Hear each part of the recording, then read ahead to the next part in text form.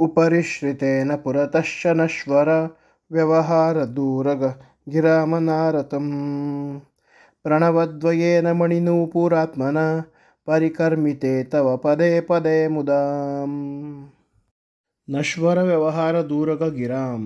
नश्वर व्यवहार म्हणजे अनित्य असे जे शब्द, नश्वर असे जे शब्द, त्यांच्यापासून दूर असणारे, त्यामुळे विलक्षण असणारे असे अपौरुषेय असे गिराम म्हणजे वाणी, तिला उपरी म्हणजे नंतर, पुरतः म्हणजे आधी, आरतम म्हणजे सर्वदा, श्रितेन म्हणजे संबंधाने, प्रणवद्वयेन म्हणजे दोन ओंकार त्यांनी, मणिनूपुरात्मना म्हणजे नूपुर म्हणजे पायातील आभूषण, मण्यांचे पायातील आभूषण त्याने, परिकर्मिते म्हणजे त्याने अलंकृत केलेले, तव पदे म्हणजे तुझे चरण, मुदाम म्हणजे आनंदाला, पदे म्हणजे स्थानभूत असलेले। राघवेंद्र स्वामीजी मन्नारुगुडी येथे राजगोपालाचे दर्शन घेत असताना त्या राजगोपालाची स्तुती करत आहेत.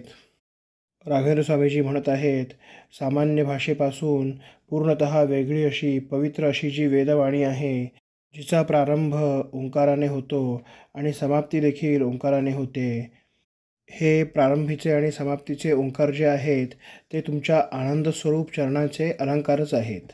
म्हणजेच जेव्हा वेद पठण केले जाते तेव्हा त्याची सुरुवात देखील हरिओम या ओंकारानेच होते आणि त्याची समाप्ती देखील ओंकाराने होते.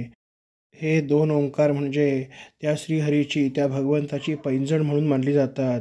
म्हणून राघवेंद्र स्वामीजी अशा प्रकारे राजगोपालाची स्तुती करत आहेत.